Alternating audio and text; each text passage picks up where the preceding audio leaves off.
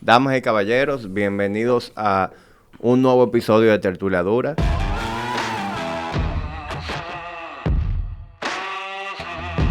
En este episodio tengo el apoyo de un nuevo patrocinador del podcast. Este podcast llega a ustedes gracias a Toyota y su nuevo crossover, el Toyota Corolla.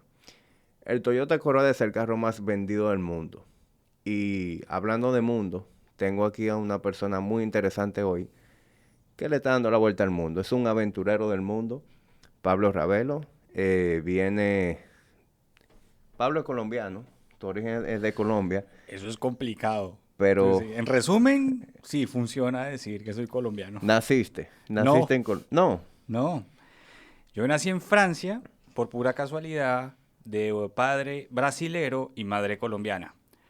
Cuando nací allá en Francia, específicamente en París, mi mamá dijo, yo no quiero que mi hijo crezca aquí porque la vida de inmigrante en Francia es complicada. Esos son los años 80. Entonces decidieron irse a Colombia. Mi papá se llevó al brasilero que enamoró allá, a Bogotá. Y por eso yo crecí en Bogotá. Entonces yo soy más colombiano que cualquier cosa. De nacionalidad soy colombiano y brasilero. De cultura específica soy más colombiano que cualquier otra cosa. Pero nací en Francia. ok.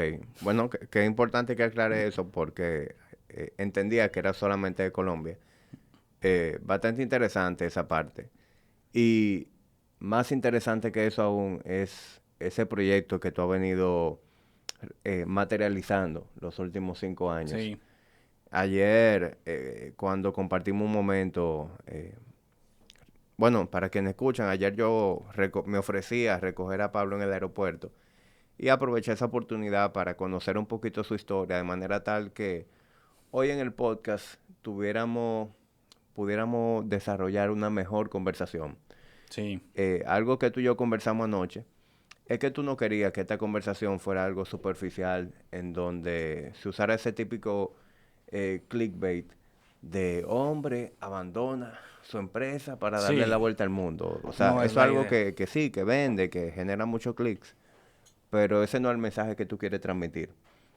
El mensaje que tú quieres transmitir es que hacer esa aventura de darle la vuelta al mundo o cualquiera que sea la aventura para ti es algo viable y es algo que no necesariamente implica abandonar todo lo que tú tienes. Entonces, obviamente, todo el mundo quiere conocer tu historia. De hecho, aquí en la cabina tenemos personas que nos están acompañando, que incluso cada quien tiene su micrófono porque esto es un tema tan interesante que yo no quiero ser el único aquí en la cabina que pueda hacerte una pregunta o hacer un comentario, sino que participen todos.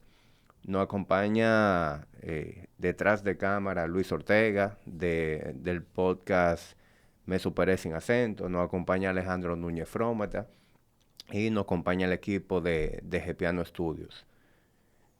Entonces, Pablo, todos aquí nos hicimos una pregunta desde que vimos ese proyecto tuyo de darle la vuelta al mundo. Y lo primero que uno se pregunta es cómo lo hizo. Económicamente, sobre todo. ¿Cómo una persona puede dedicarse 3, 5 años a darle la vuelta al mundo y que desde el punto de vista económico eso haga sentido? En los años que llevo recorriendo las carreteras, he tenido la oportunidad de conocer a muchos viajeros y de muchos esquemas. No hay un único esquema para financiar un viaje de estos. Yo he visto personas que literalmente viajan con $15 al día o menos, y he visto personas que no pueden viajar con menos de $100 por día. Eso no es un determinante. Cada historia es distinta. La mía en particular fue organizar mis finanzas para que yo pudiera hacer el viaje teniendo los recursos suficientes para volver a empezar. Yo tenía una empresa creativa que trabajábamos en Colombia y México, y yo decidí un día hacerme a un lado. Saqué algo de ese dinero, lo guardé para uno para la pensión, el otro para reempezar y otro para hacer la aventura de mi vida. Ahora, no hay que pensar que esto fue mucho dinero. Lo que estamos pensando es que estaba bien organizado, ¿sí? La aventura de tu vida no es equivalente a extender las finanzas de lo que te imaginas como unas vacaciones de 2 semanas, pero a un año. Eso es inviable, es decir, todo lo que son hoteles, comidas en restaurantes caros, todo lo que implica el placer propio de unas vacaciones cambia dentro de la perspectiva del viaje. Hay que hacer un ejercicio muy fuerte de optimización de costos. ¿Y eso qué quiere decir? Uno tiene que entender cuáles son los rubros que dentro de una aventura por el mundo son los más demandantes y es en ellos que toca encontrar una alternativa para hacer que tus finanzas encajen. Como te digo, he visto la mayoría de personas en general viajan con muy poco dinero y hay básicamente dos esquemas. O el primero es que viajas con un recurso propio. Bueno, son en realidad tres esquemas. O viajas con un recurso propio, o dos, en tu sitio de residencia tienes algún tipo de renta, por ejemplo, tienes un apartamento y lo quieres, lo arriendas, ¿sí? Tienes algo que trabaja para ti de cierta manera para aliviar los costos. Y el tercero es algo que está muy en ascenso hoy en día, se está desarrollando muy rápido, es el nómada digital. El nómada digital es una persona que tiene un trabajo, ya sea freelance o estable, y lo puede ejercer desde cualquier parte del mundo, como a través de Internet. La pandemia nos enseñó que eso es posible y muchas personas quedaron haciéndose la pregunta de si estar en un único sitio es en realidad un requisito. Entonces son tres esquemas distintos. Yo utilicé uno de ellos, pero muchos viajeros utilizan la mayoría. Si tú me preguntas honestamente, no me parece la mejor idea hoy en día viajar, hacer un viaje así de largo, simplemente quemando ahorros. Ese fue mi camino y me arrepiento un poco porque fallé en ver que existen más alternativas para poder financiar el viaje. Como dato curioso, este viaje me costaba menos que vivir como yo vivía antes. Menos. ¿Por qué? Pues porque ya no tengo un montón de costos fijos que atender, sino que yo me acomodé para vivir en movimiento. Entonces, los rubros, los rubros principales de costos que tiene esto son, número uno, dónde dormir. Número dos, qué comer. De ahí en adelante vienen otros costos de gasolina, de salud, etcétera. Pero esos dos son los costos determinantes que toca gestionar. Si puedes resolver dónde quedarte en cada destino y acostumbrarte a comer lo que la gente local come, tú ya puedes estar ahorrando el 50% más de todo el presupuesto. De todo el presupuesto. Entonces, al final del día, Hamid, es un ejercicio entre gestionar tus flujos de ingreso, que es lo que entra, y tus flujos de gasto, que es lo que sale. Hay que atacar los dos.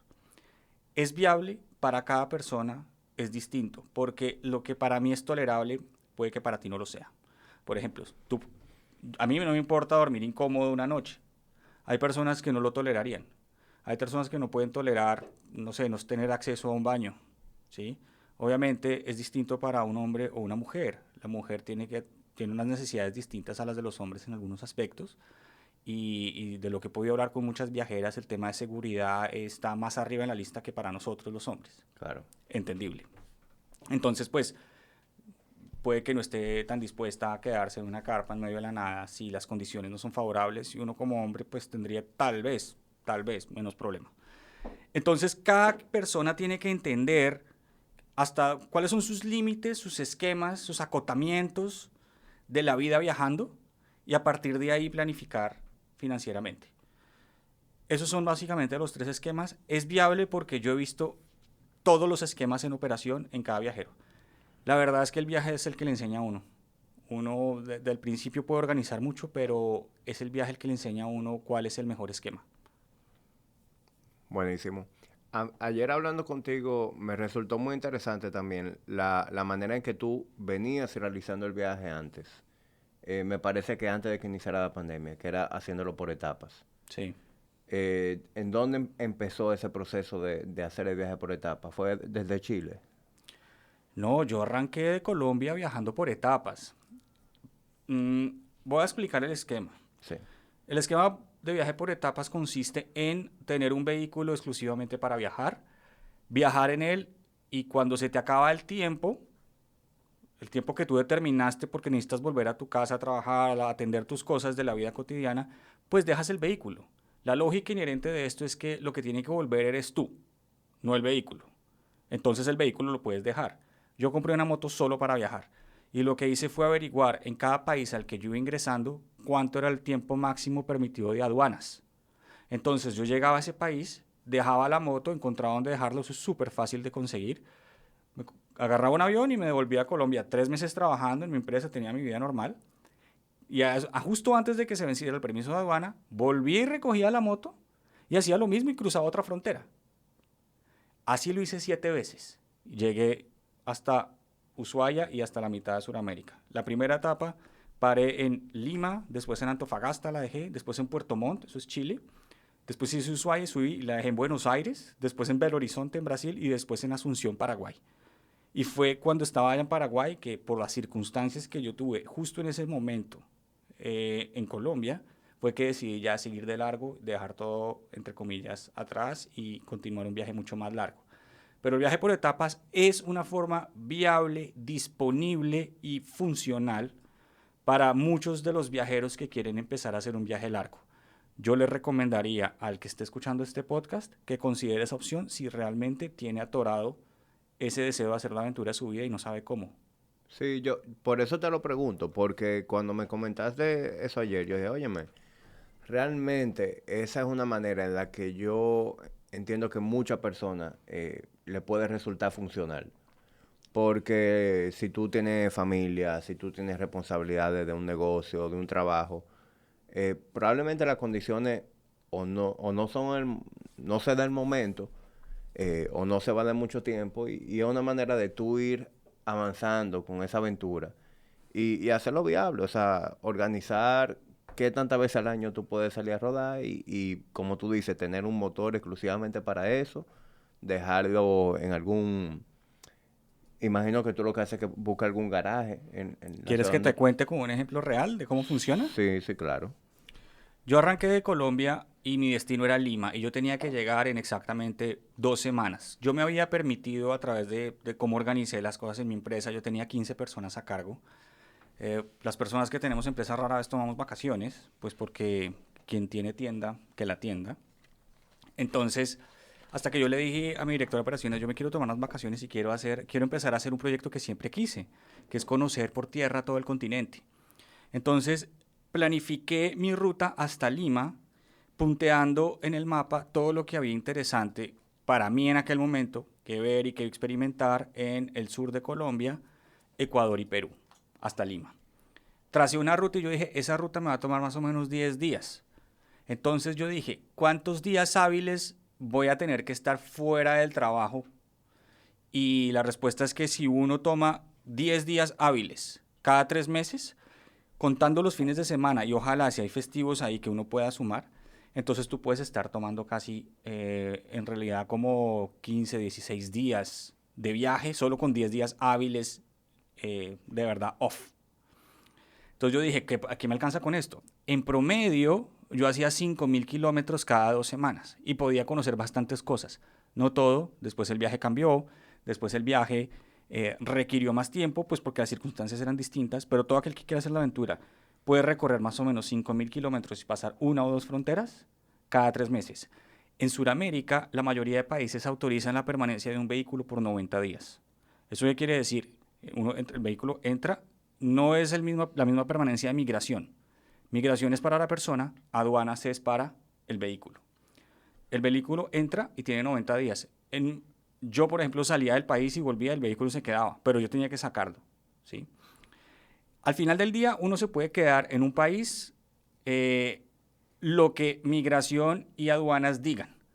El que menos tiempo dé, eso es lo que puedes quedarte. Un ejemplo, en Guyana, a mí como persona me daban 90 días, pero a la moto le daban por aduana 30. Por lo tanto, yo solo me puedo quedar 30 días, ¿sí? Pero en la mayoría de países de Sudamérica son 90 días. Solo con unas excepciones como por ejemplo Argentina y Bolivia que permiten 6 meses y Brasil y Colombia que son prorrogables. Y el país que más permanencia autoriza es Uruguay, 1 año. Entonces hay muchos viajeros que inclusive dejan la moto en Uruguay 1 año entero. La pueden dejar allá y vuelven a los 6 meses por ella. Entonces uno planificando las aduanas puede hacer ese recorrido. Más o menos 5.000 kilómetros cada 2 semanas. Y agarras un avión desde las capitales. Yo dejaba la moto en las capitales. Así era muy fácil volar a Bogotá de vuelta. Ok. Y tú que conoces también Sudamérica, uno que está aquí en Santo Domingo, ¿cuál tú recomiendas como punto de inicio? ¿Qué ciudades tú recomiendas como punto de inicio en donde tú puedas llegar, comprar esa motocicleta y que sea un punto en donde la logística del viaje sea fácil? Sin duda, Bogotá. Bogotá. No porque yo sea Bogotá, es porque logísticamente es lo más viable. Primero, eh, Suramérica no se puede hacer en circuito completo porque... Momento. Suramérica no se puede hacer en circuito completo porque no hay carretera que haga el circuito completo. Entre Guyana y Venezuela no hay carretera. Entre Brasil y Venezuela sí, pero Venezuela es muy difícil de cruzar en este momento. Y desde la frontera Colombo-Brasilera hasta Bogotá, pues no hay carreteras.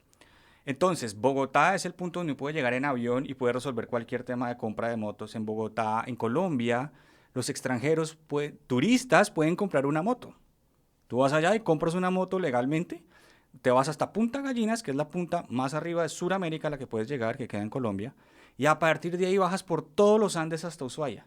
Y después puedes subir por toda la otra costa, por Brasil, Uruguay, y te metes a Paraguay, Bolivia.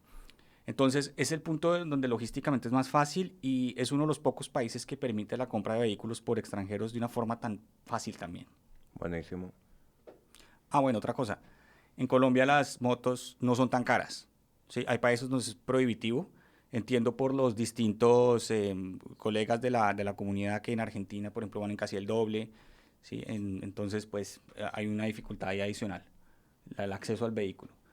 Pero te estoy diciendo que en Colombia tú con $5,000 compras una Royal Enfield Himalayan y puedes hacer todo Sudamérica. 0 kilómetros. 0 kilómetros. Ese es el precio del motor nuevo. Ok. Sí.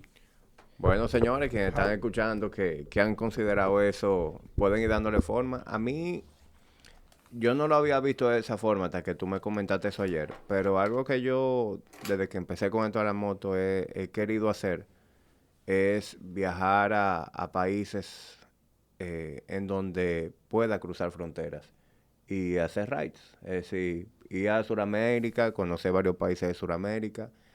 En Estados Unidos igual, esa costa oeste Sí. debe ser súper Sí, interesante lo hacer en es. moto. ¿Tú lo hiciste ya? Yo hice todas las costas, las dos costas de Estados Unidos. Este y oeste. Las dos. Entonces, te puedo decir que si vas a Estados Unidos a recorrer, ojalá sea la costa pacífica. Ojalá. Es la más interesante. Sí, desde luego. Esa fue la que más te gustó. Mira, donde hay montañas, hay cosas buenas. Si ves que es todo un sector plano, por lo general es medio aburrido en comparación a las montañas. Donde veas cualquier cosa que tenga montañas más de 1,000 metros, ahí empieza lo bueno. Están las cascadas, están distintas culturas, están los riscos, hay mucha más diversidad las montañas. Cuando es plano, por lo general, es todo muy similar. Eso lo ves, por ejemplo, en la Patagonia y en la Pampa Argentina. No estoy diciendo que Argentina sea un país aburrido, al revés, es de mis países favoritos y los argentinos son unas personas de una calidad humana inigualable. La parte argentina que es desde Ushuaia y toda esa parte patagónica, andina hasta arriba, es fabulosa, es de lo más lindo que tiene Sudamérica. El resto ya ya por la costa es plano, plano, plano y la foto que uno toma al día 1 es igualita a la foto que uno toma al día 4, 1,800 kilómetros después. Entonces, porque es plano, plano, plano. Lo mismo pasa con Estados Unidos y con la mayor parte, por ejemplo, de Canadá, por toda la costa este, o los centros de toda parte central. Es plano, plano, plano, entonces es todo más o menos lo mismo. Mi recomendación es, si van a andar en moto o van a hacerse una aventura por carretera, los lugares más interesantes siempre quedan donde hay montañas. Busquen las montañas. Hamid, una preguntita, Pablo. Tú hablabas de que... No, Hamid me presentó ahorita, Luis Manuel Ortega de este lado. Pablo, tú hablabas de que el sitio idóneo, a tu entender, para empezar es Colombia. Y a mí me surge una pregunta en cuanto a la seguridad en Colombia, porque tuve una experiencia. Yo soy usuario de moto desde el 2011, de moto dual. Y hace unos años estuve allá en Colombia, en Bogotá, y iba con unos amigos a Medellín, luego a Cartagena, y quise buscar la forma de alquilar una moto en Bogotá para irme a Medellín y los comentarios eran que no era seguro para mí como turista hacer ese recorrido. Entonces, Eso es completamente falso, ok, porque si bien Colombia tiene unas zonas en donde es mejor pues no ir a buscar lo que no se te ha perdido, son muy específicas y esa no es una de ellas. Esas zonas no solo las ves en Colombia, cada país tiene como su lugar al que no deberías ir. claro, Eso también pasa mucho en México, pasa en Guatemala, ¿sí? Aquí en algunos lados de la frontera. La misma carretera internacional dicen que, oiga, tenga cuidado cuando uno va. Siempre hay una zona de esas, pero por lo general no es así. De hecho, el segundo país con más motos de Sudamérica es Colombia, sí, eso me queda después de claro, Brasil. pero Y, y la carretera a Medellín no tiene absolutamente ningún problema. Yo he hecho toda la vuelta a Colombia. Como te digo, hay perfecto, unas zonas como para evitar, pero por temas de seguridad no es muy distinto, la verdad, que cualquier otro país de América Latina. ok, Eh, Hay un tema importante y son los estereotipos. Eso es una guerra cotidiana que uno tiene. Hay países que tienen estereotipos positivos y otros que los tienen negativos. Por ejemplo, Brasil. Brasil tiene estereotipos positivos y otros positivos, entre comillas. Positivos, el fútbol. El país de la fiesta, de los colores, maravilloso. Uno positivo, entre comillas, es que, ay, las mujeres son lindas. Eso puede ser negativo o positivo, depende de quién lo vea. Pero es completamente distinto a un estereotipo negativo como el innombrable de Colombia, que no lo voy a nombrar aquí. sí, ¿Sí? Espérate, termino esta sí, idea. adelante, Colombia siempre ha sido referenciado con estereotipos negativos. Y hay países que tienden a ser referenciados así. Em, yo veo a muchos viajeros internacionales que van a Colombia y de lo que quieren hablar es de eso.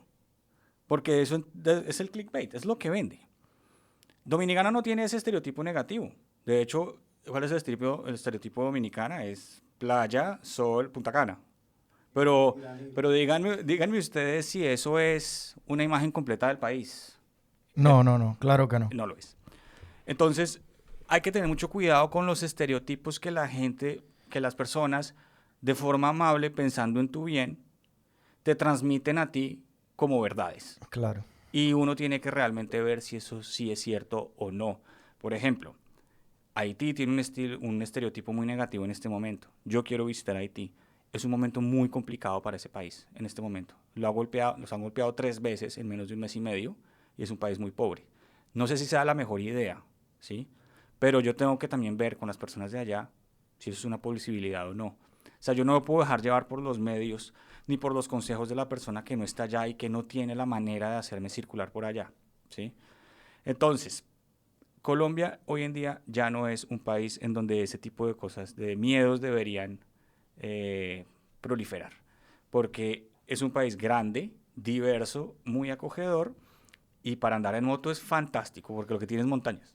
sí, no, yo te hice la pregunta por esos comentarios que me hicieron en aquel momento, cosa que no me parecía porque yo he ido bastantes veces a Colombia. De hecho, hace menos de un mes estuve allá, duré varios días allá y yo en ningún momento me he sentido inseguro.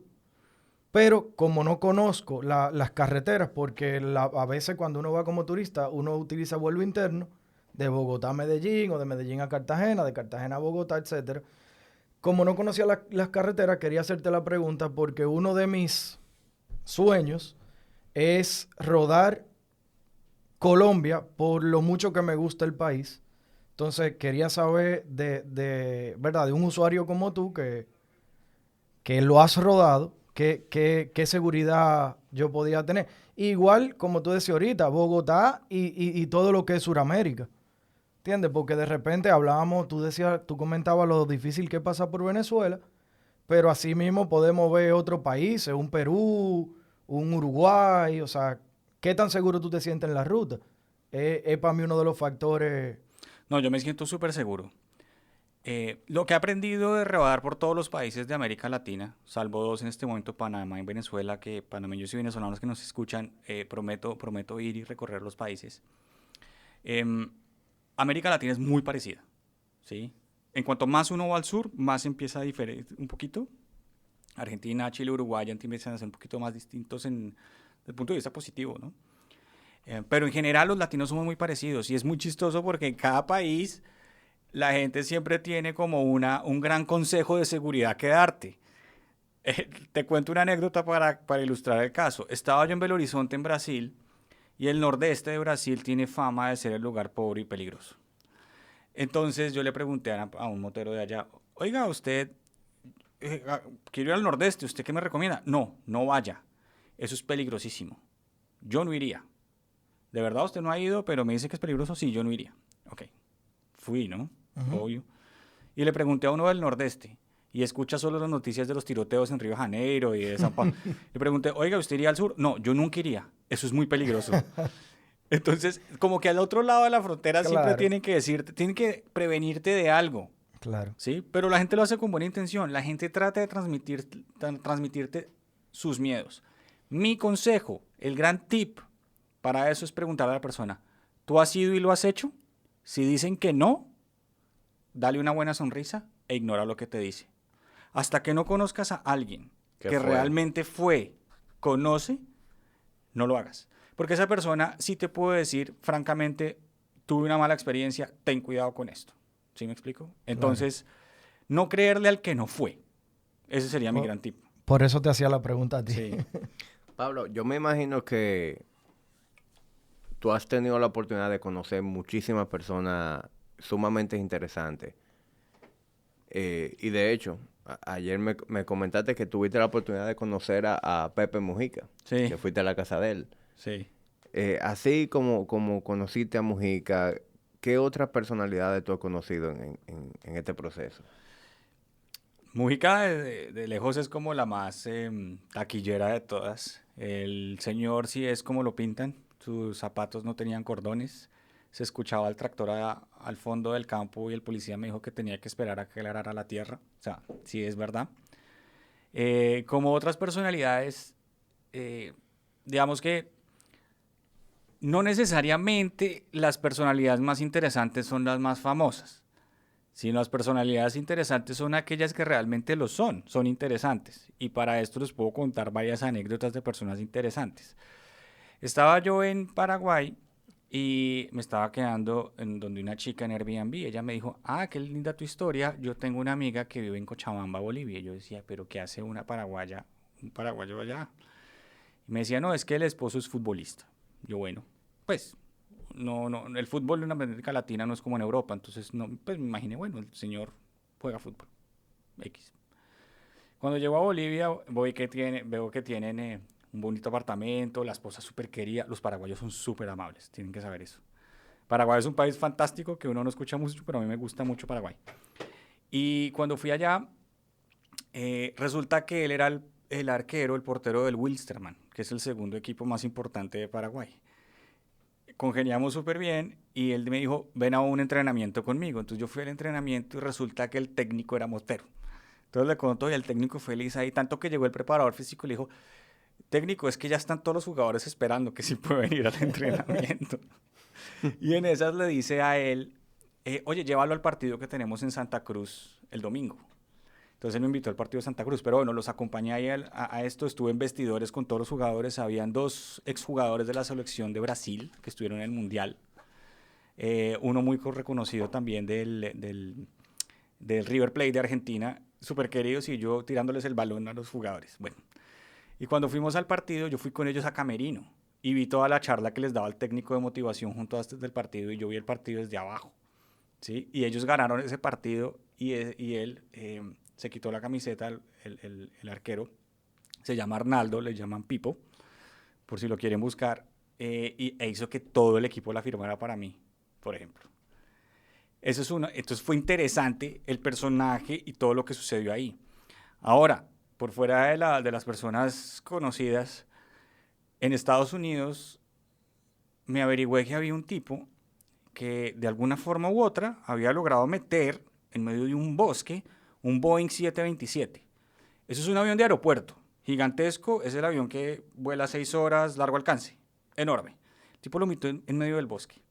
Lo compró por chatarra, era un avión de una aerolínea griega. Y lo volvió su casa, le quitó todas las sillas, le puso un piso de acrílico y se veía todo el avión por dentro. Y yo le escribí que si lo podía ir a visitar. Y él me dijo, no, si quiere se puede quedar.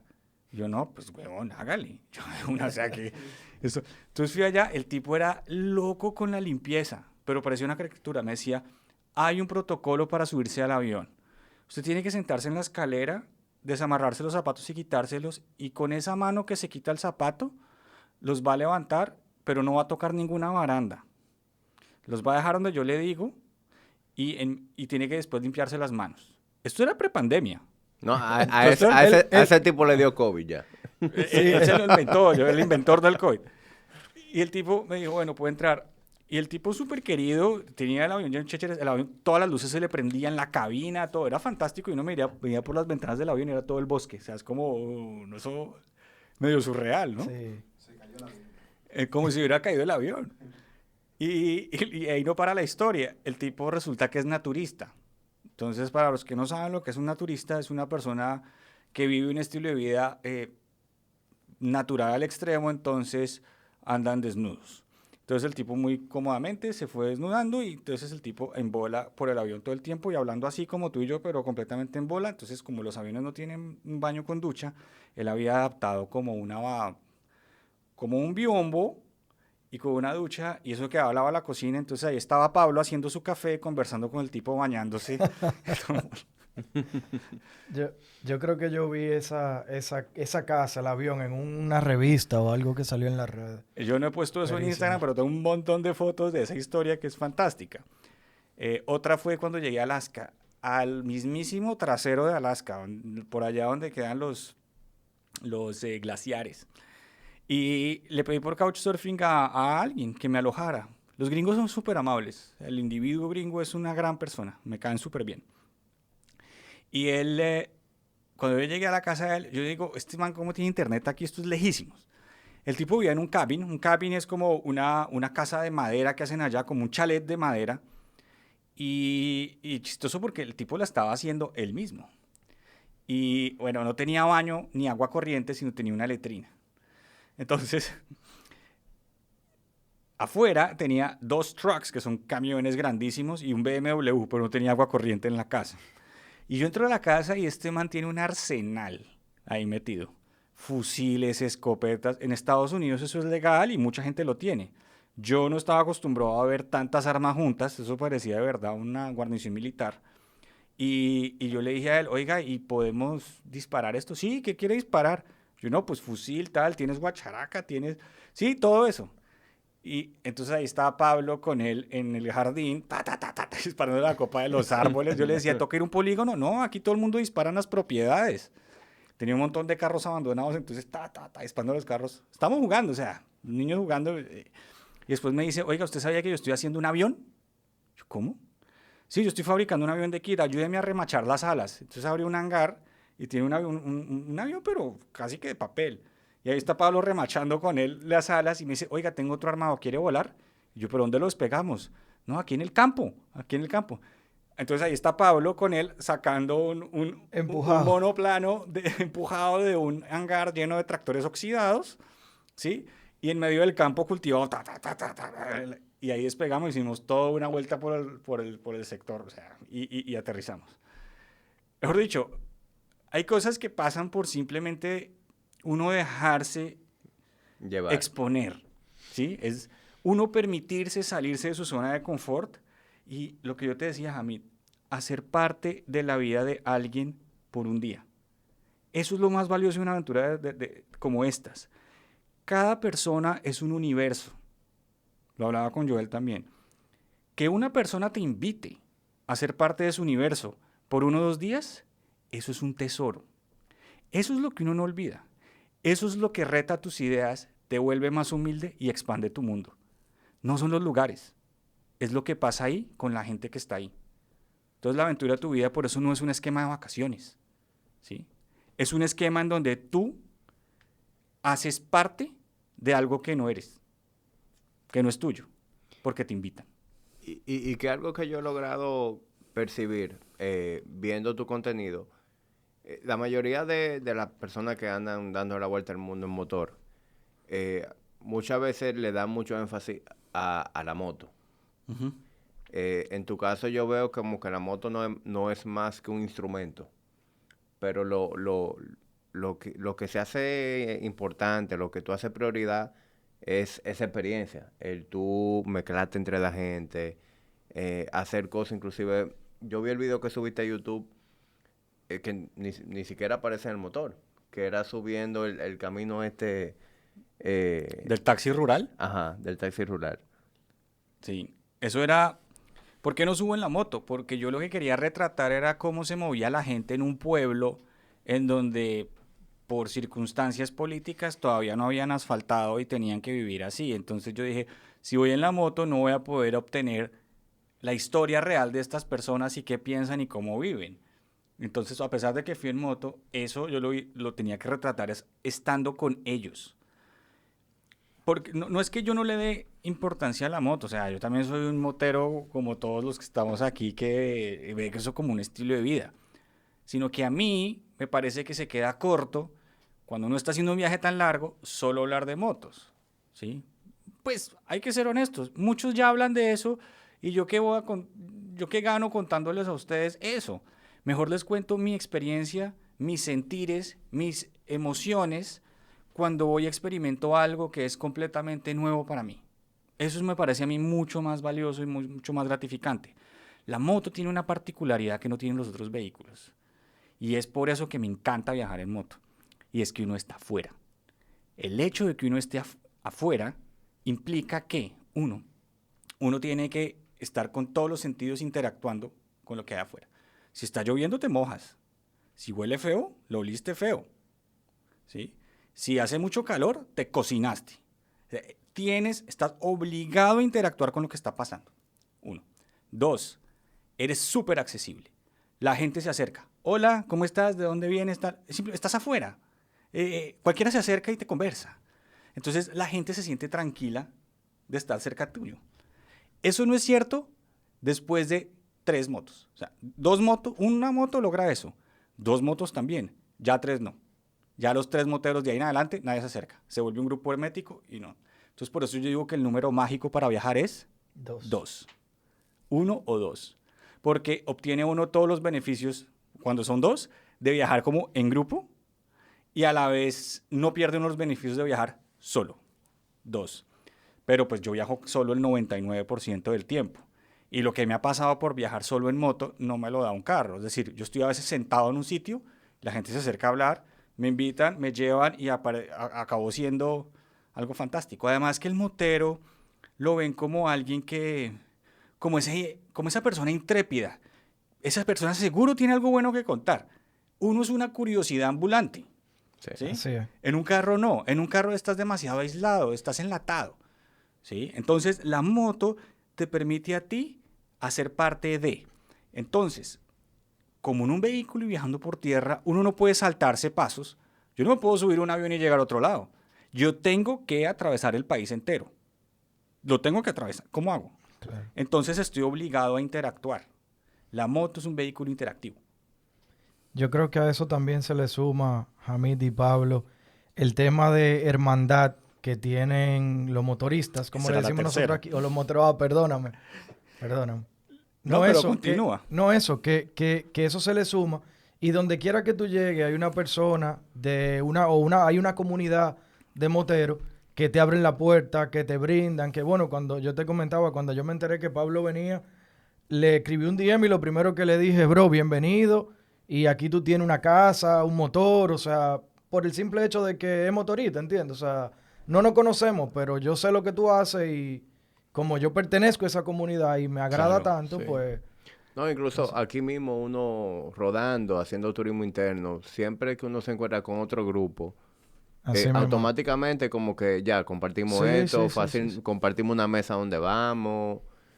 Si tú ves que hay uno quedado en la carretera, tú te pares y lo auxilias. Exactamente. A mí me pasó ahora, dándole la vuelta al país el fin de semana pasado, que me encontré con un grupo de Santiago. Santiago es otra ciudad de Santiago de los Caballeros. Santiago de los Caballeros. Me encontré con un grupo de Santiago en Cabarete. Y de ahí yo andaba con mi grupo y ellos andaban con su grupo. O sea, no nos conocíamos. Yo conocía a una persona de ese grupo nada más. Y tenía años que no la veía. Y de ahí nos juntamos, hicimos el viaje entero donde cada vez que llegábamos a un restaurante, imagínate, en los pueblecitos de aquí, hay un restaurante, ¿verdad? Entonces llegábamos y estábamos toditos cenando ahí. O sea, hay una camaradería muy fuerte en la comunidad. Esa es la de tercera moto. parte, el término correcto es hermandad, pero eso es mucho más profundo de lo que parece. Esto es casi que una religión, Sí, es una membresía. Andar en una moto, ser motero, es hacer parte de una membresía, como un club, en donde si tú también lo eres, ya somos amigos. Yo exactamente. ya confío en ti. Eso es una cosa increíble y eso sucede en todos los países, por lo menos de las Américas, que son los que conozco, todos. Y por el simple hecho de ir viajando en una moto, ya se le abren uno las puertas. Eso es algo muy especial que tiene el vehículo. Toca ver si de la comunidad los que viajan en van o los que viajan en otro tipo de carros, de vehículos, lo tienen, pero en las motos es indescriptible cómo la gente lo ayuda. Inclusive si no son moteros, la gente dice, es que mi esposo sí lo es, o en mi familia, y ya solo eso te hace confiable. La moto también tiene una característica, la gente lo ve a uno como una persona, entre comillas, a borde de carretera vulnerable. O sea, es un tipo que está pasándola Claro. duro en la carretera. Entonces también tienen como más condescendencia con el motero porque saben que se necesitan a veces también bolas y aguante para hacerse un viaje largo así, ¿no? Es así. Sí, esas son 3 características por las cuales para mí la moto es el vehículo ideal para este tipo de aventuras. Entonces, no quisiera yo ahondar en temas técnicos de la moto, si esta es mejor que aquella. Por ejemplo, eso sí lo quiero complementar. Para hacer la aventura de su vida, olvídense de las marcas, olvídense del tamaño de la moto, eso es irrelevante. Cualquier moto lo lleva a uno, con más o menos comodidades, etcétera. Cualquier cosa con motor lo lleva a uno. Yo he visto gente andando a pie.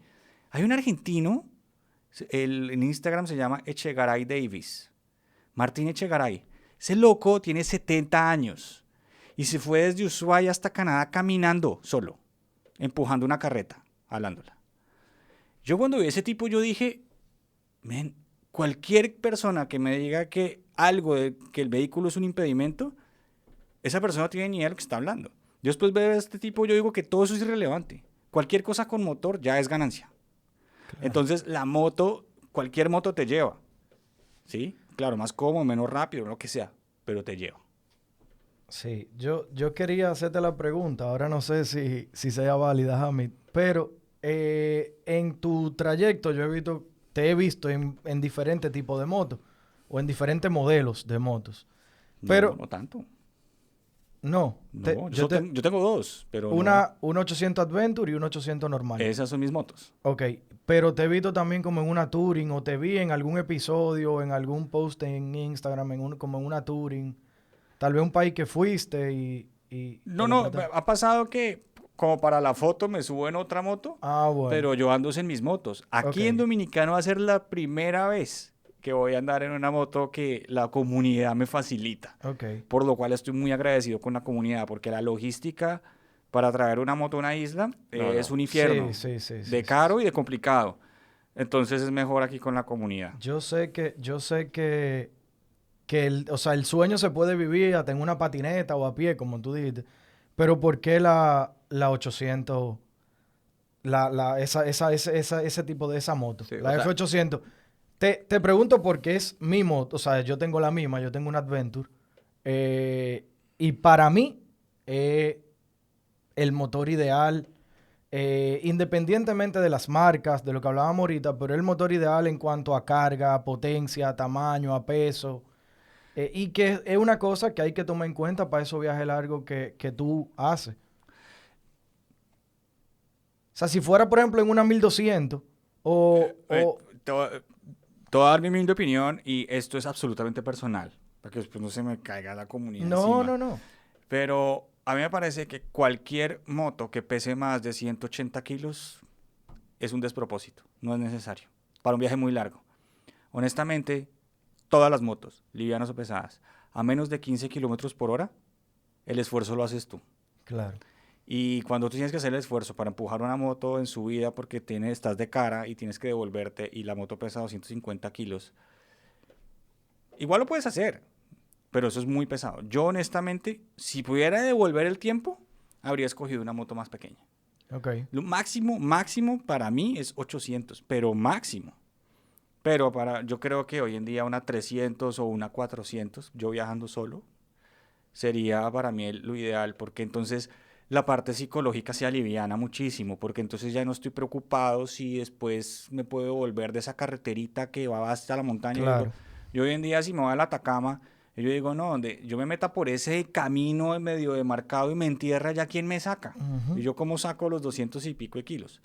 No quiere decir Claro. que no lo haga. Sí, Lo sí, que sí, estoy te diciendo es que entiendo. la parte psicológica Te entiendo. se aliviana, mejor dicho, la pesadez de la psicología es directamente proporcional al peso de la moto. Te entiendo perfectamente. Te entiendo perfectamente. En qué moto tú vas a hacer recorrido aquí en República Dominicana? René se ofreció a facilitarme una CF650, Ok, muy buena que estoy moto. muy agradecido con él. Entonces, si me ven por ahí, con el casco amarillo y el rabelo al Sí. costado, me hacen así, hola, voy a estar por ahí rondando. No, muy buena moto. Y ojalá, yo no voy a poder participar en el evento. Quiero al que escuche este episodio de Tertulia, vayan al evento. Es una experiencia y yo lo compartía con Hamid en el episodio que va a salir de Me Superé, donde Hamid fue invitado, que para mí es una de las mejores experiencias que yo he vivido. Es darle la vuelta a la isla en moto. Nunca he tenido la oportunidad de rodar fuera. Entiendo que ya hay esa otra categoría. Pero No. De todo lo que hemos hablado aquí, la tarea ya la tienes anotada. sí, sí, sí. Compras una moto pequeña en Colombia y te vas para abajo, viajas por etapa y fin. De verdad que mira, me suena mucho. O sea, es algo que yo siempre he querido hacer. Y es viable, hacerlo así es viable. Es viable hacerlo así. Sí me gustaría conseguir un compañero o entiendo lo que tú dijiste ahorita, En el la grupo ruta. de 3. En la ruta. Eso es verdad. No lleves complicaciones desde aquí. Porque ese compañero que tú estás buscando que vaya contigo ahora, puede que lo consigas, pero lo más probable es que te enrede las cosas y tienen que acomodar la agenda. Haz tú tu agenda, que allá están los compañeros. Mejor dicho, no lleves leña al monte. Eso es verdad. Sí, Allá sí, lo sí, consigues, sí. la comunidad te va a recibir, el amigo no sé qué. Además que hay que ponerse a pensar, ¿será que uno necesita un compañero para todo el viaje? O más bien tener varios compañeros por tramos. Yo hice Claro. muy buenas amistades viajando en donde viajamos por un mes. Entonces, no es un prerequisito. De hecho, yo no lo pensaría si es. Voy a hacer mi viaje, si alguien me quiere acompañar, bienvenido. Pero Perfecto. que dependa solo de ti. Perfecto, perfecto. Eso que tú dices realmente es algo bastante cierto. Porque si tú te pones a ver, tú querer hacer que la logística de otros se alinee con la tuya, eso es prácticamente imposible. Fíjate que muchas veces tú quieres hacer un viaje sencillo de un fin de semana con un grupo y no se da porque cada quien tiene su agenda, cada quien tiene planes. O sea que esto que se trata de algo de una aventura muy personal, yo entiendo que hacerlo así, con ese pensamiento que tú recomiendas de yo lo voy a hacer, que quiera que venga, debería ser la manera correcta de uno proponerse hacerlo. No sé si es la correcta, pero sí es la que te acerca más a hacerlo. A hacerlo. Porque te digo, cuando empiezas a depender de los demás, el problema es que dependes de los demás. Claro. Es mejor que los demás se sumen a ti. Toma el control de tu viaje. Además, te lo digo, viajar solo es una chimba. Es fantástico. O sea, lo que pasa cuando uno viaja solo es maravilloso. Pues yo viajé 99% de mi viaje solo, 98%. Son 120.000 kilómetros. No encuentro una razón para no seguir haciéndolo. O sea, en dos como te digo, el número mágico es 2, pero ese de 2 puede ser tu pareja también. Claro. Los 2 en una moto, eso también funciona súper bien. Y a todo el mundo le abre las puertas a una pareja. Si son 2 hombres menos, pero si tú vas con tu pareja, sí. Sí. A mí me ha pasado cuando voy con mi pareja que... Perfecto. Sí. Pablo, a mí me gustaría saber, perdón, Hamid, no sé si te interrumpo. No, requiero. ¿Cuál es el próximo paso después de República Dominicana en tu proyecto?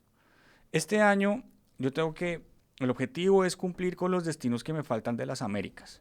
Porque para mí todos los países son importantes. La verdad es que sí, y hay un buen número de venezolanos que acompañan estos viajes y yo estoy en deuda con ellos de conocer Venezuela, que es un país también fantástico. A pesar de las dificultades, todos los países tienen dificultades. Sí quiero hacer ese viaje, voy a ver si lo puedo hacer este año, pero bueno, este año en teoría lo que sigue es México, Panamá, todavía estamos viendo cuál va primero, y después Venezuela es lo que se tiene pensado. Separados. A Panamá no pude ir porque en Costa Rica me bloquearon la frontera y nunca pude pasar por tierra. Yo iba a Panamá para embarcar la moto a Europa. Me quedé atascado en Costa Rica en marzo pasado, en este marzo hace un año. Entonces no pude. Y Venezuela, justo cuando yo iba por las Guyanas y bajé a Brasil, Venezuela en ese momento tenía una complicación que no recuerdo cuál es en la frontera con la Guardia Nacional, que era bastante incierto todo, y era la frontera de Roraima, que es el estado más apartado de Venezuela. Entonces yo simplemente bajé hasta Manaus y embarqué la moto en barco hasta Leticia y agarré un avión desde Colombia a Bogotá. Así terminó el viaje. Entonces son los 2 países continentales que me hacen falta y las islas. Entonces aquí ya estoy cumpliendo uno de los pendientes. Haití me quedó faltando. Okay. ¿Sí? Y bueno, Cuba, Jamaica y Puerto Rico también faltan. Nítido. O sea que tú te ves yendo a Europa el próximo año. Sí, es que cuando uno hace un viaje para el otro continente hay un tema muy importante que hay que tener en cuenta. El clima, las estaciones. Si uno quiere ir a Noruega o a la profundidad de Rusia, uno tiene que ir a una ventana muy estrecha. Y para que se den cuenta del tamaño de Rusia, Rusia tiene 11 diferencias horarias. 11 usos horarios. 11. Wow. Es decir, en una parte de Rusia pueden ser las 11 de la mañana y en la otra parte de Rusia es en las 10 de la noche. Es una diferencia abismal, es muy grande y para cruzar todos los istanes, Mongolia y Rusia, se necesita mucho tiempo. Entonces tiene que caber entre más o menos junio, abril y septiembre. Ahí tiene uno que caber por el tema de invierno. No es que no se pueda hacer en invierno, lo que pasa es que se complica mucho la logística. Uno puede preparar la moto para esos fríos, pero si está el piso congelado hay más riesgo, sobre todo en un país que no es el de uno. No solo eso, hay muchos cierres. Una nevada y se cerró la carretera 5 días.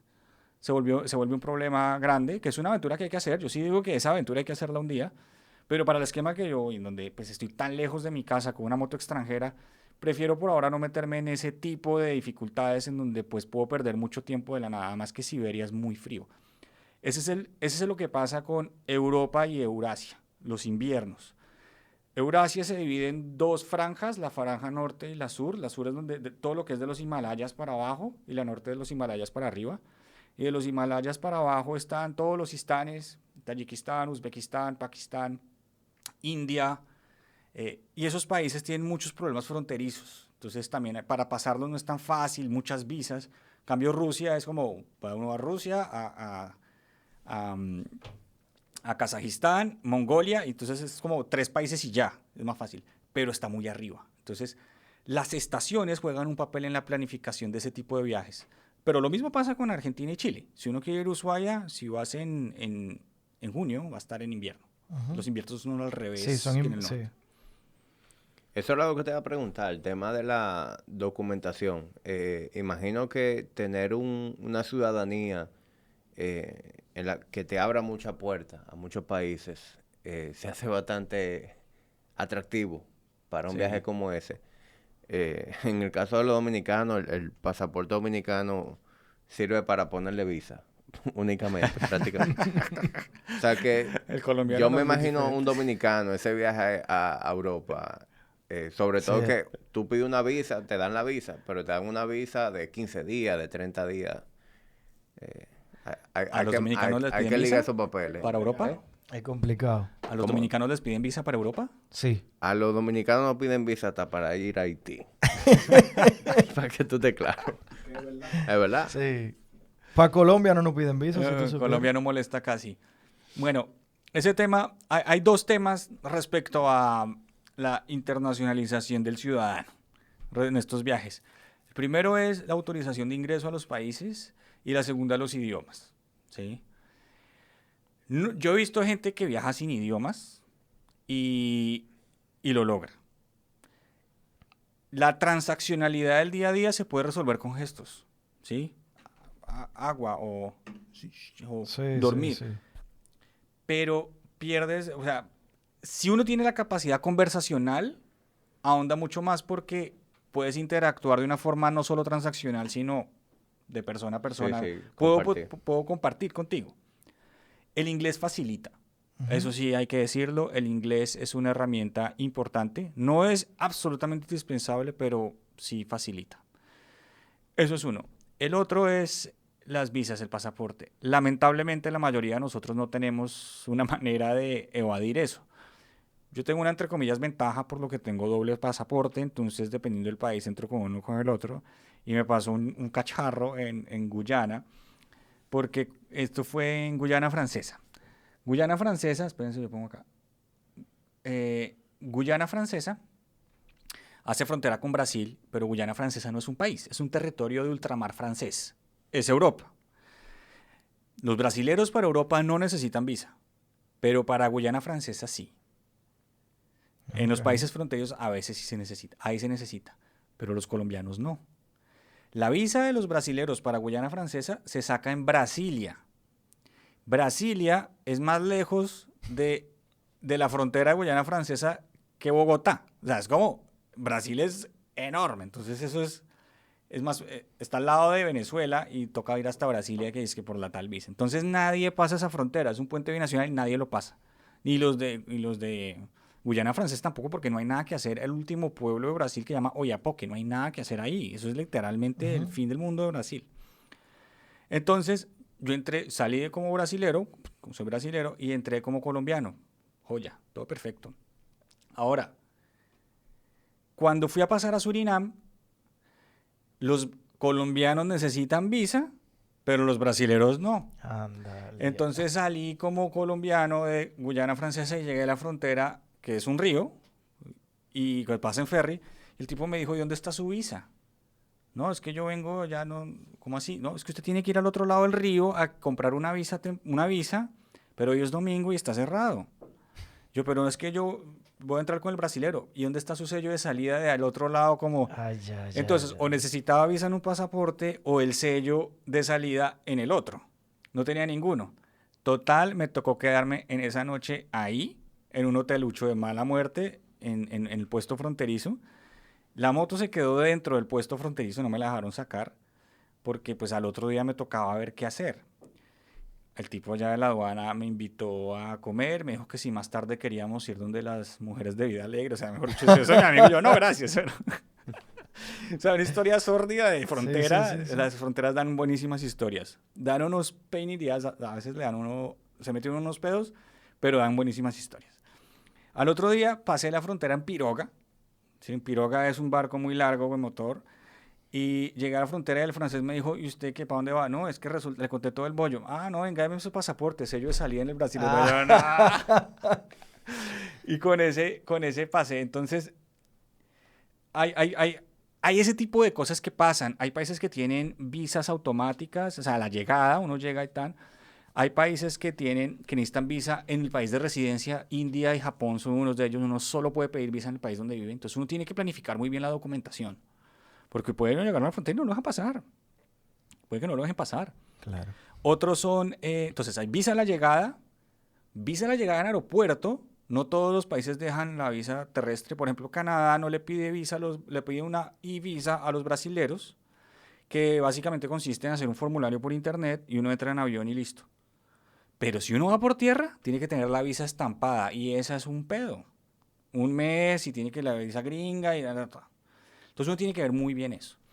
Y no hay escapatoria. O sea, toca hacerlo.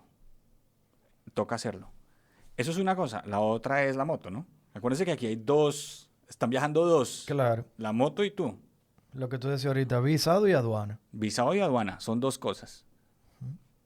¿Respondí? Sí, Claro. sí, nítido. Pablo, imagino que en estos 5 años tú has comentado experiencias sumamente interesantes y todo muy positivo. Pero en esos 5 años me imagino que tú has tenido también experiencias negativas en el camino.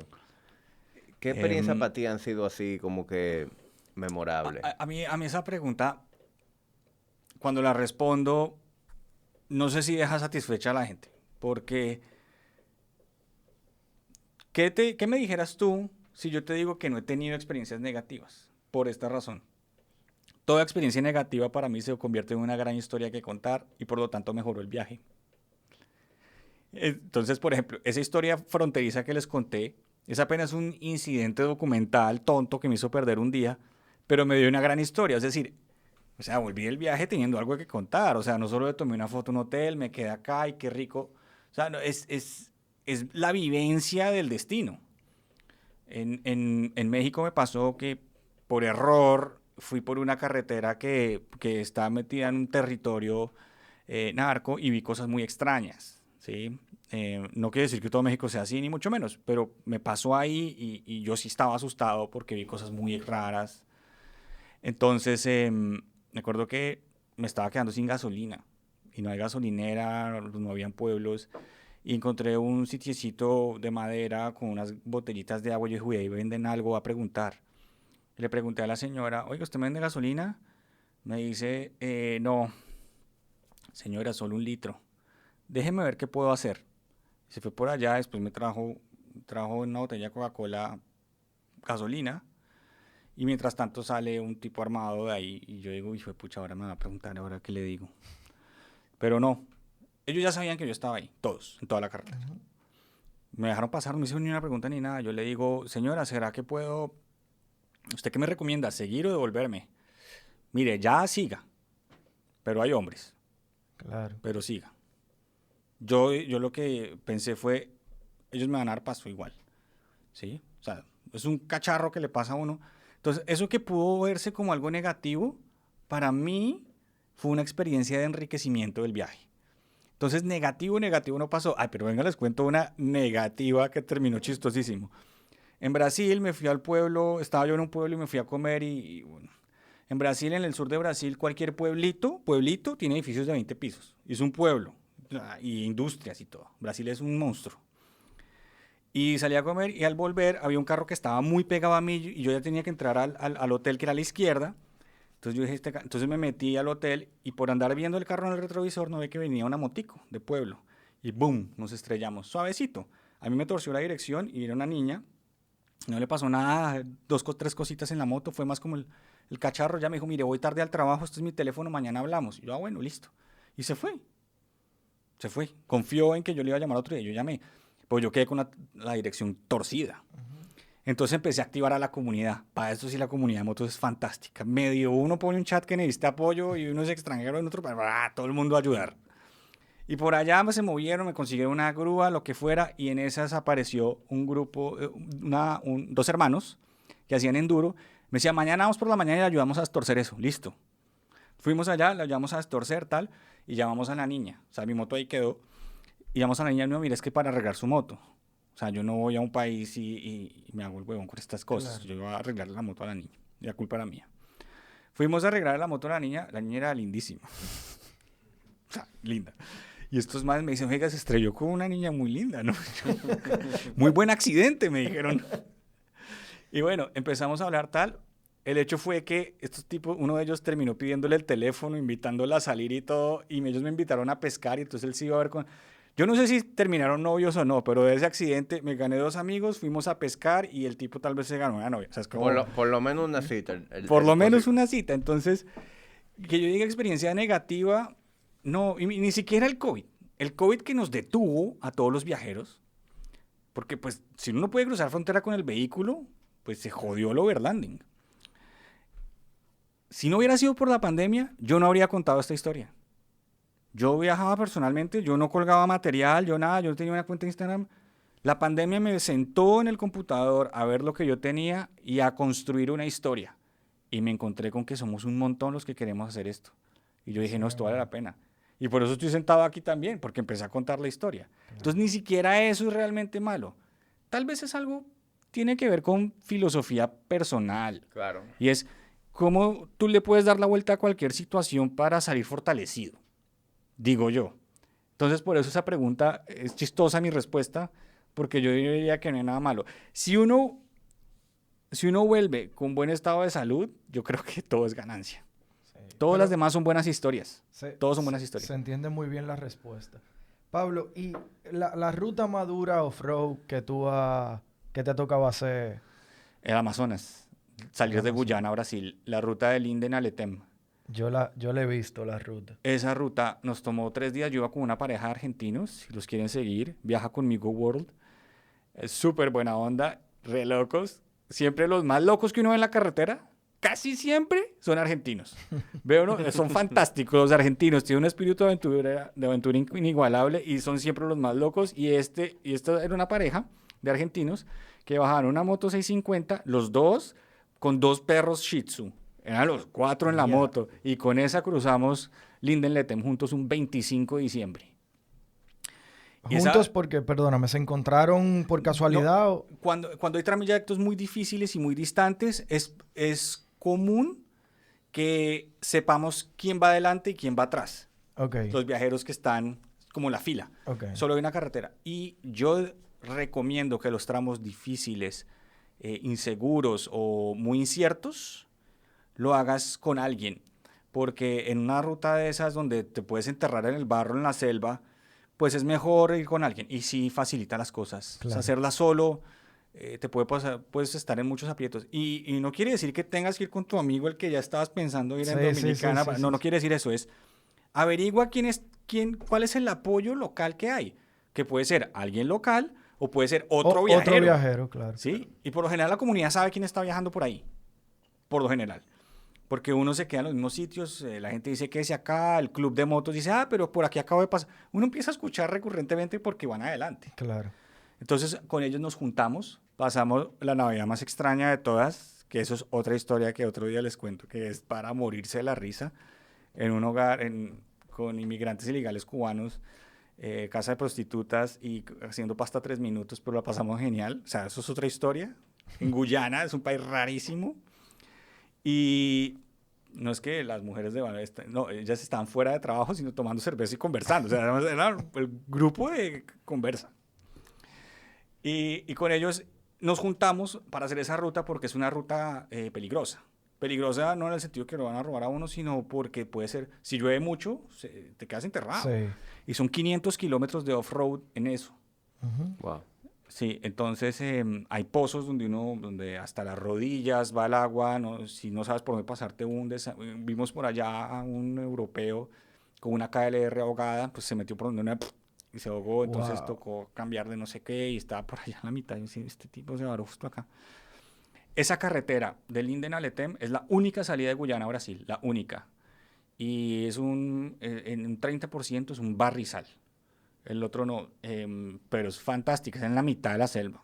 Claro. La mitad del Amazonas, arena roja como un tomate. ¿Y se ven también otro tipo de vehículos off-road en ese trayecto? Los carros no pasan, entonces ves Unimogs. Los Unimogs, para los que no los conocen, son los camiones muy grandes que son como militares, que son altísimos con ruedas de taco. Esos son los camiones. Lamentablemente muchos de ellos para transportar elementos de minería o de silvicultura, de tala. Sí, el nombre que es. Sí, se ven ese tipo de cosas. Y curiosamente, las guaguitas que llaman, que son los vanes que llevan gente. Y ellas van de noche y hacen todo el trayecto de noche. Y el 90% de la gente que llevan son cubanos migrantes. Es increíble de ver. Yo me acuerdo porque uno pasa en los checkpoints de la policía y uno ve los nombres, son todos cubanos. Nacionalidad Cuba, y nosotros, yo, Pablo, Colombia. Ellos, ¿por qué? Guyana, así como Rusia, es uno de los pocos países que no le pide visa a los cubanos. Todos los pocos que consiguen pasaporte se van allá de vacaciones y de ahí se distribuyen a otros países. Claro. Entonces tienen que salir por ahí para entrar a Brasil. Entonces uno ve eso, es divertido y son queridísimos. ¿Sí? Sí. Entonces, bueno, eso es como la más difícil, pero también les digo, el tramo más largo sin gasolinera y sin nada, fue off-road en Canadá. 450 kilómetros sin nada, literal. Es que Canadá es muy grande y no hay casi gente, es literal, va hasta el fin del mundo. ¿Y cómo te hacía? Igual que como cuando uno anda en esos caminos vecinales, que la gente tiene una botellita, te consiguen 1 litro, así mismo fue. ¿En Canadá? Sí, No, en ese sitio no había ni pueblos. No hay nada. ¿Y entonces cómo lograste el trayecto sin...? En un día. Y eso en verano el día dura 16 horas. Pero la moto, esa moto es la Adventure y es una moto que tiene alcance de 540 kilómetros. Sí. Entonces, lo pude hacer con esa moto. Son casi 6 galones y algo de combustible. Pero me hice amigo de un holandés que iba viajando en una Rubicon. Nos vimos súper amigos e hicimos ese trayecto juntos. Ese trayecto es tan remoto en Canadá, tan lejos, que el gobierno de Canadá le presta a uno un teléfono satelital en el punto de ferry y uno lo tiene que devolver 1000 kilómetros después en Labrador City. Uno lo devuelve. Curioso esa historia. Nos volvimos amigos con este man y por eso soy mala influencia. Le dije al tipo, ¿usted qué hace en una Rubicon? Y el tipo tiene razón. Se compró en Canadá una KLR, se fue conmigo hasta el Océano Ártico, al otro lado, al lado de Alaska, y de bajada nos separamos en medio de la carretera, una chica de pura bacana le hizo, como mamando gallo. El tipo paró, se conocieron, se casaron y van a tener un hijo. Qué buena historia. ¿Qué tal esa cosa? Tú eres el maipiolo de la carretera, te dije. No, la historia yo la cuento y nadie me la cree. Qué buena En estos historia. tipos de viajes pasan muchas cosas que si uno no las ve, no las cree. Sí. Como estas miles. No, esto es fantástico, viajar en esto. Buenísimo. Pablo, ya resumiendo un poco la historia y ya para hacer el cierre al episodio de hoy, esas personas que están escuchando, que mucha gente tiene ese deseo de, ni siquiera a lo mejor se han planteado dar la vuelta al mundo, pero sí se han planteado tener una vida más aventurera, una vida más apasionada. ¿Cuál sería tu recomendación? ¿Por dónde empezar? Porque a veces uno quiere, pero no sabe por dónde dar ese paso inicial. Te conté la historia de la maestría, ¿no? Sí. Lo voy a ilustrar así. Cuando uno dice que se va a gastar X cantidad de dinero, se va a 2 años, va a vender el carro, va a poner su casa en una bodega, deja muchas de las cosas que hace en la rutina parqueadas y renuncia al trabajo para ir a hacer una maestría, ¿qué dicen las personas? Que Te vaya bien. Está bien, te aplauden. Claro. Wow. Ahora solo cambia la maestría por vuelta al mundo. Es exactamente va a costar lo mismo, te vas a demorar lo mismo. Todo lo demás variable. Lo único que cambia Va a aprender más. No sé si... sí, tal vez vas Seguro, a aprender más. seguro. Pero a lo que voy es... Ahí sí, todo el mundo... No, pero ¿cómo se entrena? Es exactamente lo mismo que hacer un posgrado. Entonces, es un tema de prioridades. Si uno realmente quiere hacer esto, solo basta subirlo de nivel en el escalafón de prioridades y encontrar la manera. Esto es hacer una maestría de mundo, en general. Y no hay nada que uno se pueda arrepentir de esto. Yo sí creo en esta idea de que uno no puede llegar a viejo sin tener una gran historia que contar. Porque la vida de uno es solo responsabilidad de uno. Y si uno la toma en sus manos, nadie la va a tomar por uno. Si por los demás fuera, que uno sea del promedio. Pero ¿quién quiere ser extraordinario cuando el mundo hoy en día ofrece tantas posibilidades para convertir la vida extraordinaria? Así pienso yo. Y yo dije, yo voy a tener una vida extraordinaria que podría estar a la altura de ese deseo. Esto es una de esas cosas. La vuelta al mundo. Definitivamente. Y yo creo que hoy en día es muchísimo más viable. Tú me comentaste sobre la persona que me comentaste ayer que hizo la vuelta entre la década del 1985 1995, Escoto, que hizo la vuelta al mundo en una época en donde no había internet, en donde no había cajero automático. Ese tipo sí pasó lucha. O sea, era el mundo donde eran los capitalistas y los comunistas. La época en donde el mundo estaba polarizado. Él decía, en el live que yo hice con él, él decía, a todos los sitios donde yo llegaba, todos creían que yo era un espía del otro. O sea, las dificultades eran las que creían que él era un espía. ¿Sí? O sea, él tuvo que pasar el muro de Berlín. No hay viajero en moto más grande que ese tipo. Cualquiera que ustedes vean más famoso, popular en las redes sociales, no hay un viajero más grande que él en moto. Él viajó del 1985 al 1995. Fueron 10 años, recorrió 750,000 kilómetros por más de 220 territorios, 240. Tiene el Guinness Record del viaje más largo en moto de la historia. Y las historias de él No, es que esas historias son fantásticas. Él es argentino y es súper accesible. Su cuenta no es tan grande, o sea, la gente hoy en día no lo conoce tanto. Ya es un señor, él todavía organiza viajes y todo eso, pero él es un gran inspiración para todos los que creemos que esto es difícil. Hoy en día, nunca ha sido tan fácil viajar como hoy. Nunca. Es demasiado. Hoy en día todas las facilidades de infraestructura están. Nuestro problema hoy en día es conseguir una visa o ver cómo transporta uno la moto, pero Claro. No, y en aquel momento sin GPS, brother. sin Que tú- celulares. sí, No sí, sabes saber claro. dónde estás. Con un mapita, loco, así lleno de rayas. Que tú llegaste a Colombia y tú no sabes si va a doblar para la derecha, para la izquierda. Claro. Es Pero- otro. Hoy en día viajar, Ahora no. no, hoy en día nunca ha sido tan fácil, por eso te digo. Y nunca ha habido tanta gente haciéndolo. O sea, hay muchas personas viajando. Claro. Los veo en las carreteras. O sea, cuando uno va a los puntos extremos del mapa, las carreteras empiezan a ser escasas, entonces solamente hay una. Por ejemplo, para Alaska hay dos. Entonces uno ve a todos los viajeros ahí. Son centenas. O sea, es increíble la cantidad de gente haciendo esto. Hoy en día es posible. Y los viajeros nómadas digitales, eso se va a todavía a incrementar más. Claro, porque hay muchas maneras en las que tú lo puedes hacer económicamente viable. Hay quienes logran documentar ese viaje, compartirlo y monetizarlo, que sea un hobby rentable. Pero también, gracias a este trabajo remoto, cualquier persona que logre o tener un trabajo remoto o un emprendimiento remoto puede hacer la vuelta al mundo perfectamente y no tener que comerse su ahorro o que tomar alguna medida que pueda perjudicar su salud financiera a largo plazo. Es lo que vengo diciendo. La estrategia que yo tomé es la más tonta de todas, que es quemar ahorros. Yo hoy en día ya no viajaría así.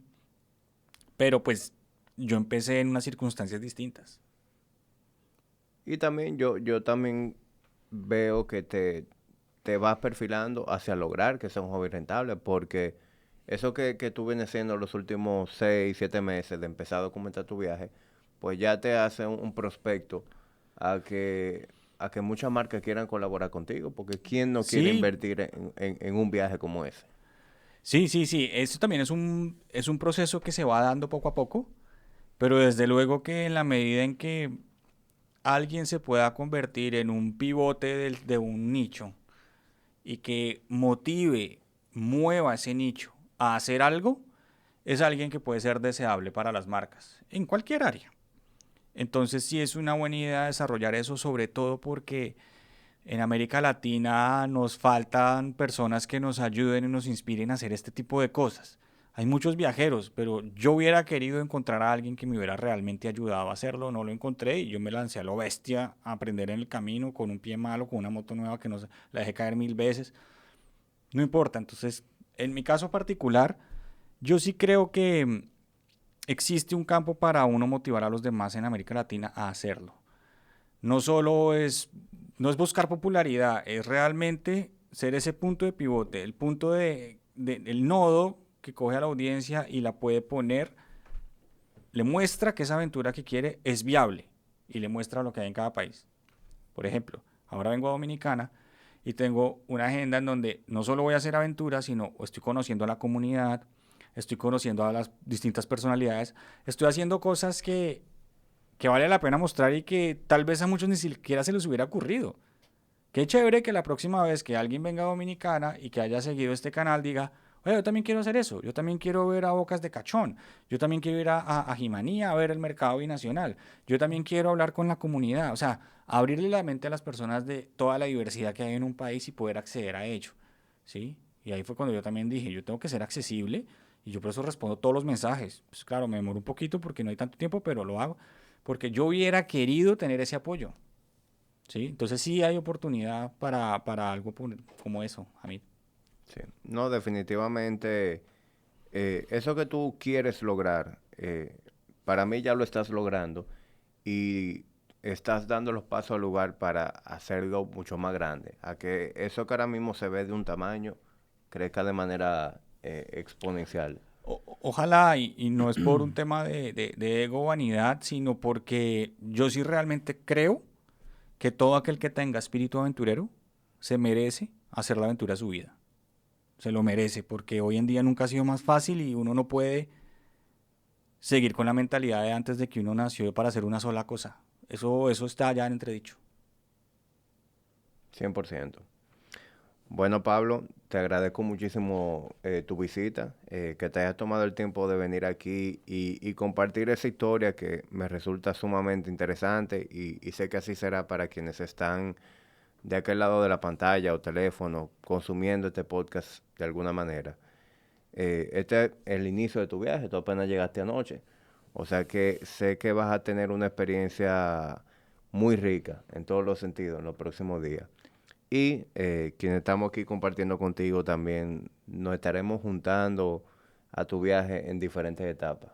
Fantástico. No, como les he venido diciendo, el que se siente honrado soy yo de tener disponible a semejante calidad de personas en semejante calidad de país. En los 24 horas que llevo, hemos hecho un montón de cosas gracias a Joel que me llevó a probar la comida de... Vi que te comiste Sí, los 3 golpes esta los 3 mañana. golpes, ¿Qué se te me dio 3 pareció? golpes, sí, salí bien cascado de esos 3 golpes porque después del almuerzo también dije, uy, ¿será que me voy a dormir en el podcast de tanto que he comido? Sí, entonces en las 24 horas han pasado muchas cosas y no, si te contara la agenda de todo lo que viene, no, es fantástico lo que vamos a hacer con distintas personalidades en distintos lugares, en moto, sin moto, con todo. La verdad es que pretendo mostrar mi visión de lo que es un país que a pesar de ser pequeño es muy compacto en la cantidad de cosas, es un país intenso. Eso Buenísimo. quiero mostrar. Pablo, quienes están viéndote ahora, yo quiero que continúen viendo ese viaje tuyo, que luego de que tú termines en Dominicana puedan seguir consumiendo todo lo que tú compartes. ¿Cómo te pueden encontrar en las redes sociales y en cuáles redes te pueden encontrar? La red principal es Instagram, @ravelo.pablo, Ravelo es con B larga, ravelo.pablo. Mi estrategia ha sido primero dominar una de las redes y seguir con las demás. Van a surgir muchos videos de todo esto, entonces el canal también es Pablo Ravelo. Iré posteando cada vez más videos ahí y pronto también abriré en TikTok. Pero por ahora Instagram es en donde yo estoy transmitiendo. Buenísimo. Bueno, hermano, gracias por todo y te estaré dando el seguimiento y como te dije, reuniéndome contigo en diferentes etapas de tu viaje aquí en Dominicana. Buenísimo. Muchas gracias a ustedes Y y gracias a espero... quienes están aquí en la cabina, a Joel, a Alejandro, a Julio y a Luis Ortega por formar parte también de esto que hemos hecho hoy y de sumar su granito de Durísimo. arena. Y Gracias. a quienes están escuchando Gracias. este episodio, si usted conoce a un aventurero que le puede interesar la historia de Pablo y hacer el viaje de su vida, compártale este episodio y nos vemos en una próxima entrega de Tertulia Dura.